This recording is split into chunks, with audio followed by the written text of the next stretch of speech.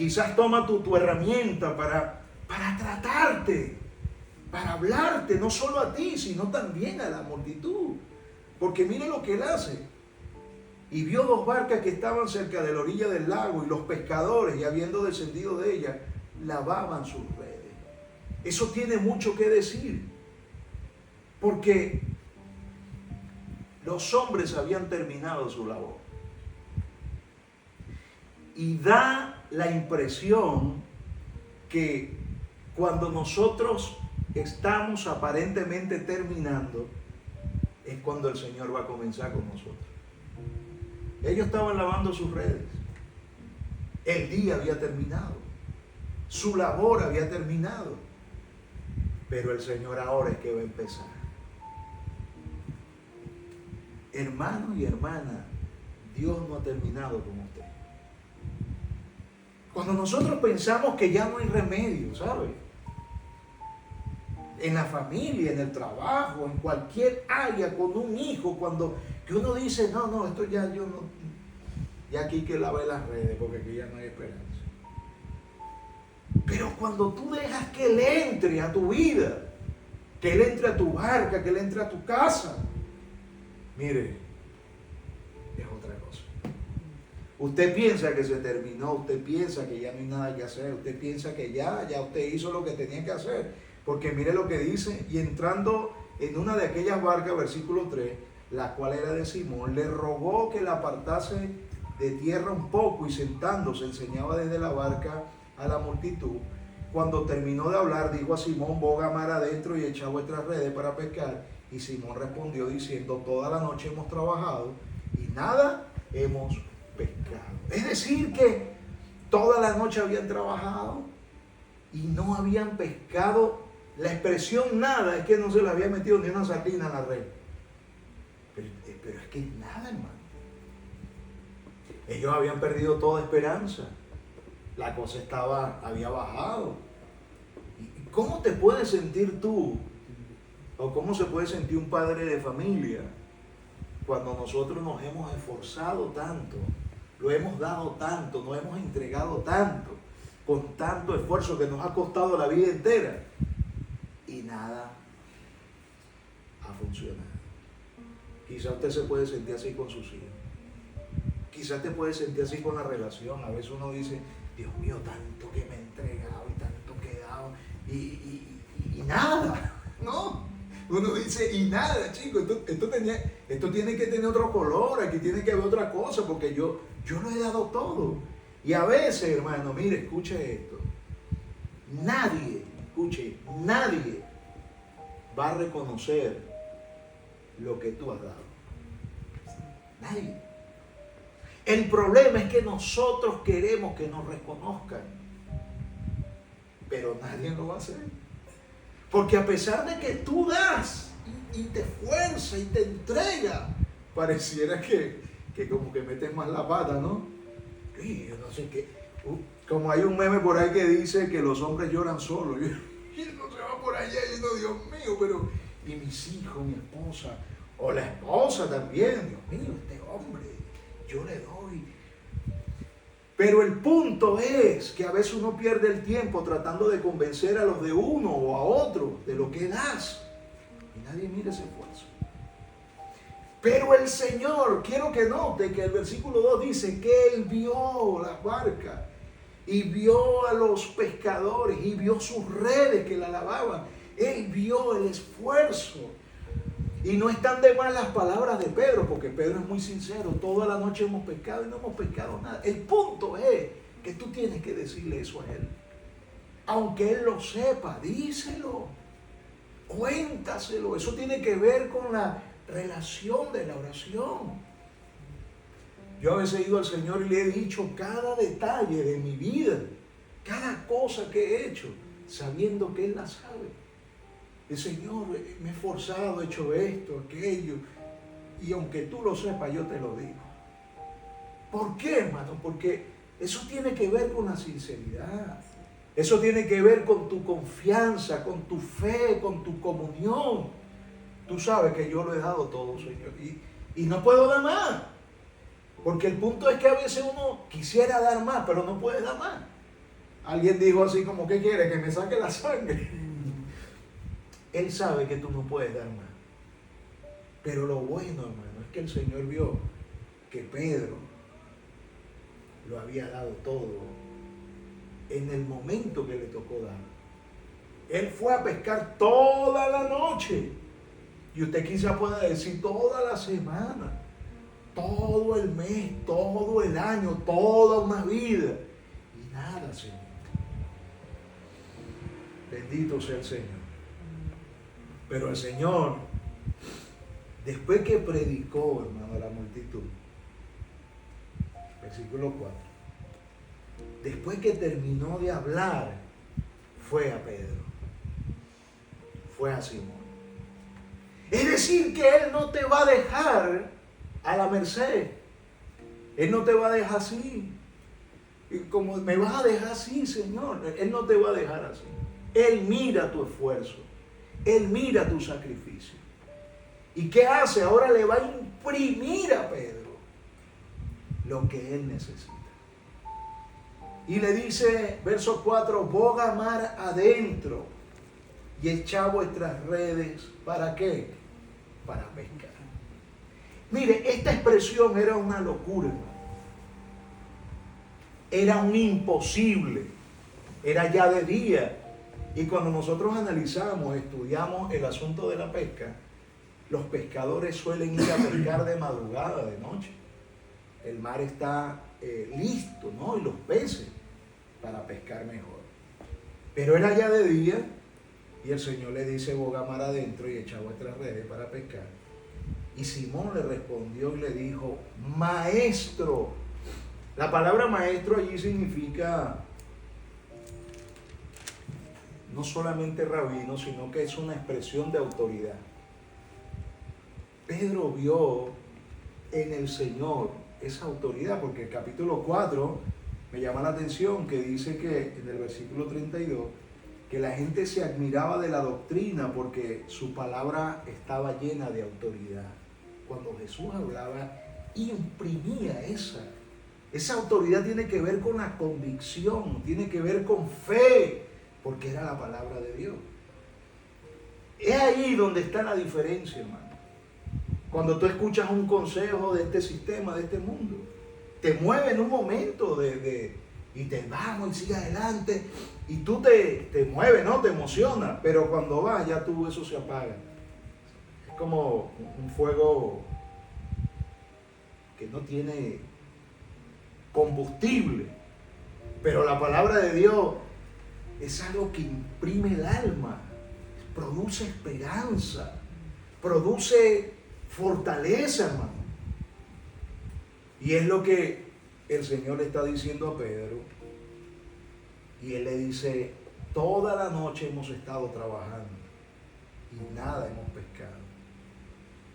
Y vea cómo cambia, ¿no?, el panorama. Y él dice, mas en tu palabra echaré la red. Yo le pregunto, ¿cuántas cosas ha hecho usted en tu voluntad? Ayer reflexionaba en esto, incluso lo subí a mi estado, y no lo estaba haciendo como muchos hacen, ¿no?, que pareciera que oran en las redes sociales. Señor, ayúdame, y ya había orado a Dios. Y esa expresión que hablé con el Señor, lo publiqué y puse, otras veces lo he hecho, pero esta vez voy a echar la red en tu nombre. Quiero hacerlo en tu nombre. Esa expresión quiere decir que no quiero hacer nada, absolutamente nada, que no lleve la aprobación de tu voluntad. Proverbios capítulo 3 dice que reconócelo en todos tus caminos y Él te prosperará. Confía en Él de todo tu corazón y no te apoyes de tu propia prudencia. Muchas decisiones de nuestra vida las hemos basado en nuestro conocimiento, en nuestra experiencia vivida con nuestros padres. No, yo lo hago así porque así lo hizo papá una vez y le fue bien. Mi papá y mi mamá lo hacían así. O un amigo mío lo hizo así y a él le fue bien. O bueno, yo lo aprendí así lo hago yo. Pero hay un punto en tu vida, hay un punto punto en tu vida, por favor, llévese esto en su alma, que tú tienes que hacerlo en su nombre. Hay un punto decisivo que marca un antes y un después para toda la vida, donde tú tienes que decirlo: en tu palabra lo voy a hacer. ¿Por qué? Porque es el punto donde tú reflexionas y dices: no me ha funcionado de la manera que lo he hecho siempre. Quiero que pienses en eso. De la manera que siempre lo has hecho con tu cónyuge, con tu pareja. Siempre lo has hecho así, lo que llaman los psicólogos círculos viciosos. Siempre lo hacemos así, siempre lo hemos hablado así, siempre lo hemos determinado así, pero no ha funcionado. Pero ahora, en tu palabra, yo voy a echar mano. Pedro reconoció, hermanos, que de la manera que él lo había hecho no funcionó.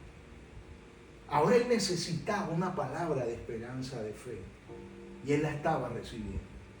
Y esto tiene que ver con un principio espiritual, con la palabra de Dios. Que lo que tú escuchas de Dios, que es su palabra,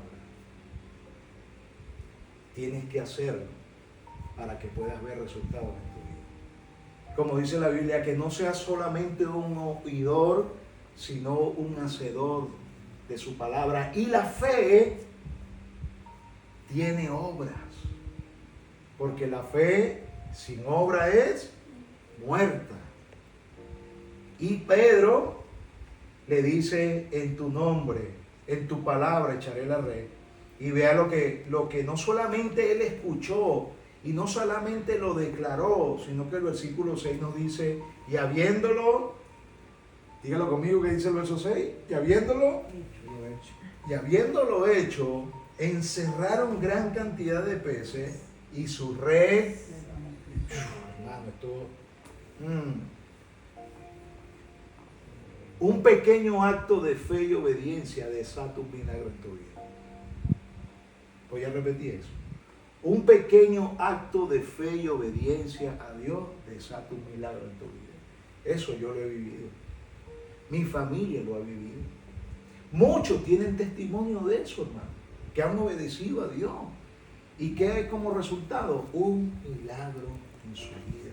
Enfermedad, situaciones económicas, problemas matrimoniales, problemas, papeles en otros países, situaciones adversas que no tenían esperanza, hermano.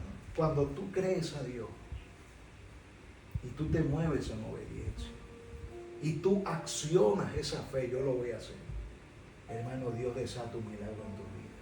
Dios lo hace, Dios lo desata, Dios lo provoca en tu vida, porque esa es su promesa. Y habiéndolo hecho, encerraron gran cantidad de peces y su red se rompía. Mire, es que era tanto. Es que era un milagro. Es que, mire, muchas veces, como dice la Biblia, Dios da mucho más abundantemente de lo que nosotros pedimos. Tú pides una cosita, ¿no? Como recuerdo a mi hijo Nicholson, chiquitito, un pastor me dice: hermano, tú no tienes carro, tú no tienes coche. Y yo digo: no. Y todos los días cargas uno de diferentes marcas, diferentes tamaños y diferentes colores. Y yo decía: es que esos son de los clientes. Y me dice: ¿tú sabes por qué tú no tienes carro, no tienes coche? Y yo: porque no se lo ha pedido a Dios. Y yo: tan sencillo pero tan profundo, ¿no? Y yo: tienes razón. Pues esa noche convoqué a mi familia y le dije: toda la noche vamos a orar al Señor por el carro. Y comenzamos, nos tomábamos de la mano en la sala y con el Señor necesitábamos el vehículo, hermano. Nos metíamos por esos barrios pagando taxi. A veces no teníamos para pagar taxi haciendo la hora del Señor en las células, a alta hora de la noche en esos barrios peligrosos, y salíamos, hermano, con los niños cargados, se nos dormían. Muchachos, bueno, unos más gordos que otros, y así caminábamos kilómetros, amando la obra de Dios. Y le dijimos: Señor, tú sabes que lo necesitamos, danos el carrito. Y Nicholson dijo algo, hermano. El más chiquitito tenía la fe más grande que nosotros. Él dijo: no, papá, no le vamos a pedir un carrito, le vamos a pedir un carro grande y que tenga aire acondicionado. Se me enfría el guarapo, ¿no? Como dicen por ahí. Pero esa era su fe. Y así empezamos a orar, Señor. Le dijimos, Señor, danos el carro. Que no solamente entremos nosotros, sino que también puedan entrar otros hermanos para llevar. Y que tenga aire. Hermano, mire, apareció un hermano con unas llaves, con un switch y me dijo, mire, pruebe ese coche ahí, ese carro. Y lo probé, ¿te gusta? Sí, pues eso es tuyo, no lo regaló. Se lo pedimos al Señor y no sabíamos cómo iba a venir, hermano. Yo se lo digo porque así es la fe. Yo no sé si iba a venir endeudado, iba a venir un trabajito, iba a agarrar el dinero y lo iba a pagar. No, yo ni por aquí me pasaba que nos iban a regalar el carro. Y apareció el hermano. Y así llegó. Porque así es Él cuando da. Él da mucho más abundantemente, más grande, te sorprende. Y así obra Él. Lo que viene de Él rompe tus paradigmas, rompe tu forma, rompe el pensamiento, la idea que tú tienes acerca de lo que viene. Porque Él es más grande, Él es poderoso, hermano. Él es mucho más abundante. Él es todo necesario, Él es todo suficiente para tu vida.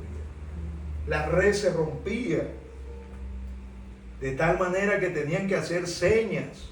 Verso 7, a los compañeros que estaban en otras barcas para que viniesen a ayudarles, y vinieron y llenaron ambas barcas de tal manera que se hundía. Mira, esto era un milagro. Esto no tiene otra palabra. Si esto en el nivel de esos pescadores, ellos tenían que ponerle un sello a eso y reconocer que era un milagro. Así como la ciencia cuando dice, mira, no, vete a casa que te vas a morir, tú una enfermedad terminal, o mira, esto ya no tiene remedio, y de repente no se sanó. La ciencia tiene que levantar un informe y certificar que eso se lo tienen que añadir a Dios. Y dicen, la ciencia no tiene diagnóstico ni resultado para determinar lo que sucedió en este caso, solamente lo podemos llamar un milagro de Dios. Estos pescadores tenían que certificar que lo que estaba pasando, lo que estaban viendo era un milagro. No solamente en la vida de Pedro, y entienda esto, hermano. Porque el verso 8 nos dice, viendo esto, Simón Pedro cayó de rodillas ante Jesús diciendo, apártate de mí, Señor, porque soy hombre pecador. Porque por la pesca, verso 9, que habían hecho, el temor se había apoderado de él, y no solamente de él, sino también de todos los que estaban con él. Mire, tú sabes lo que pasa cuando hay un milagro en tu vida. Y no hay un milagro más grande en tu vida cuando Jesús entra a tu vida, a tu casa. Muchos van a creer. Muchos van a abrazar tu Dios, tu fe, a causa de lo que Dios obrará día a día en tu vida. Amén. Yo quiero eso, chicos. ¿Qué pasa contigo? ¿Y qué es lo que mira? Yo solamente he puesto mi confianza en el Señor. Oye, es que yo he hecho esto y he hecho aquello y he tratado y he ido y he venido y no puedo. Y tú en tan poco tiempo has logrado eso. Yo tengo aquí 20 años y yo no tengo lo que... ¿Qué? La diferencia es que Jesús está en tu barca. La diferencia es que tú has de alguna manera obedecido la palabra de Dios. Hermano, y cuando el punto es que uno se calla el milagro. El punto es que uno le quita el crédito al que se merece toda la gloria, a Él. Hermano, esto lo ha hecho el Señor. Porque usted lo puede revisar. Mire, cuando nosotros llegamos aquí, hermano, Dios esto como testimonio por la fe y lo bello que es el Señor. A nosotros nos regalaron un coche. Y digo la marca y todo. No, la gloria es del Señor. No lo digo para acá. Nos regalaron un Audi. Y es un coche de gama alta. Y nos lo regalaron. Lo regalaron a mi esposa. Y después la gente nos decía, que aquí los coches nos regalan. Y yo le dije a uno, un hombre de Dios, le dije, pero a ti te han regalado un coche. Bueno, no. Entonces, aquí lo regalan, pero aquí regalan no la magnitud de un coche de estos. Quizás regalarán uno que ya lo tienen que echar y darlo para el desguace que ya no sirve. Y dice, si quieres lo agarra. que eso hasta regalado es caro. Pero era un milagro. Y había gente que cuando veía eso decía, no, el Señor está con ustedes. De verdad que aquí no hay otra cosa que decir que Dios está con ustedes. Eso fue lo que pasó, hermano. Y el impacto, mire, que me llama la atención de este milagro en la vida de Pedro, es que Pedro ya había visto a Jesús entrar en la casa de su suegra y sanó a su suegra que estaba enferma, con una fiebre ardiendo que estaba que se moría. El Señor vino, le puso la mano y la sanó. Ya Pedro había visto milagros en el Señor, ya había visto al Señor haciendo cosas sobrenaturales, pero todavía no había estado convencido. ¿Por qué, hermano? Presta atención a esto. Usted puede ver milagros en la vida de otra persona y quizás eso no estimula tu fe. Pero va a venir un punto donde Él va a obrar contigo personalmente. Y ya ni los cuentos ni las historias de otros te son suficientes para acercarte con sinceridad al Señor. Quiero que entiendas que Él tiene uno para ti personalmente. Y cuando nosotros estamos en una experiencia con el Señor, nunca más seremos los mismos. Nunca más. Porque mire, esos que entraron mar adentro, pareciera que algo pasó dentro del mar.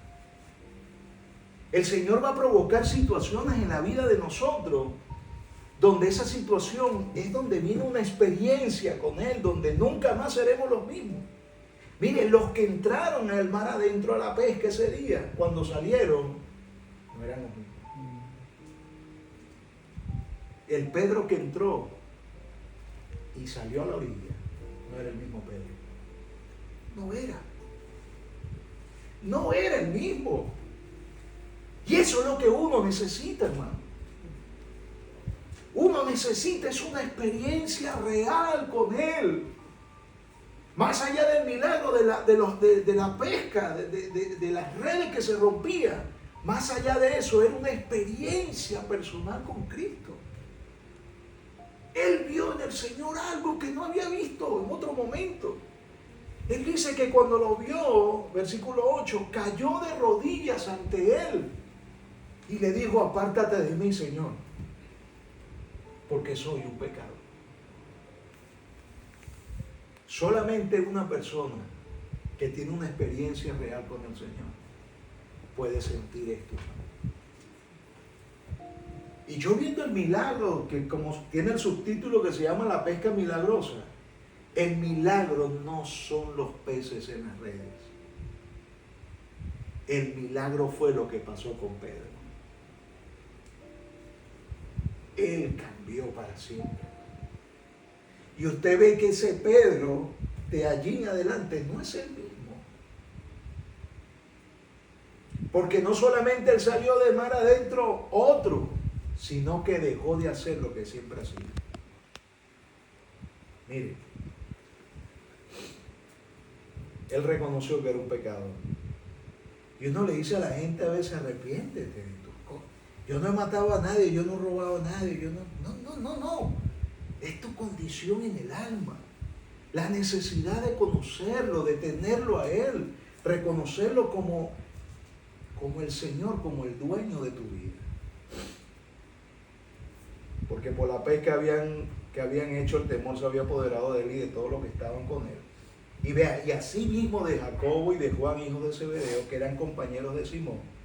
Pero Jesús dijo a Simón, escuche esto, no temas, desde ahora serás ¿qué?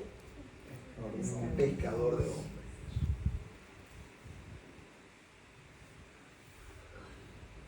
El punto de error en la vida de nosotros es que cuando tenemos un toque del Señor, viene ese extraño sentimiento de que somos malos. Y no nos queda otra cosa que caer de rodillas y decirle, Señor, perdón, yo te he fallado. Pero enseguida viene el sentido de sentirnos indignos de relacionarnos con Él. Y el punto que Cristo deshace en la mente de Pedro, en el corazón de Pedro, es ese sentimiento. El sentimiento de que tu condición pecadora te impide acercarte a Dios con libertad y establecer una relación de amigo o padre con Él. Yo no soy digno, porque he hecho esto y esto y aquello. Pero cuando Cristo le dice, no temas, lo que está quitando de su mente y su corazón, lo que está albergando una distancia, es como una cerca. Porque ese temor no es el temor reverente a Dios, porque hay dos tipos de temor. El temor reverente que tenemos a Él, que Él es Dios, Señor, Padre. El otro temor de que yo estoy haciendo esto y soy esto y no puedo acercarme ni servirle a Él porque me puede destruir. Yo no soy digno de estar allí. Como me dijo un día mi hijo, le dije, tenía 2 semanas que no venía, estaba en cargo al sonido, le dije, ya lleva 2 semanas que no vas, ¿qué pasa? Le digo, soy un hipócrita, no soy digno de estar allí. Y le digo, ese es el error, porque allí es donde el enemigo trabaja tu corazón. Mucha gente viene y está mal, hermano, nosotros cada día fallamos a Dios. Pero en la Santa Cena mucha gente dice, yo no lo tomo porque estoy indigno de... Pero la Santa Cena es una oportunidad de tú establecer nuevamente tu relación con Él. Porque ese temor que alberga de que somos indignos, como dijo alguien, si entro a esa iglesia se cae. Hermano, Cristo nunca le negó la oportunidad a los pecadores sentarse a comer con Él. Y por eso los religiosos se enaltecían y decían, este está loco, se sienta con los pecadores. Porque Cristo no nos quita la oportunidad. El deseo de Él es entrar en una relación profunda con nosotros. Por eso la Biblia dice que nos acerquemos a Él confiadamente, al trono de la gracia, donde hallaremos oportuno socorro para nuestra vida. Y por último, y cuando trajeron a tierra las barcas, dejándolo todo, ¿qué hicieron? Decidieron. Yo digo que, lo digo por experiencia, por la vivencia,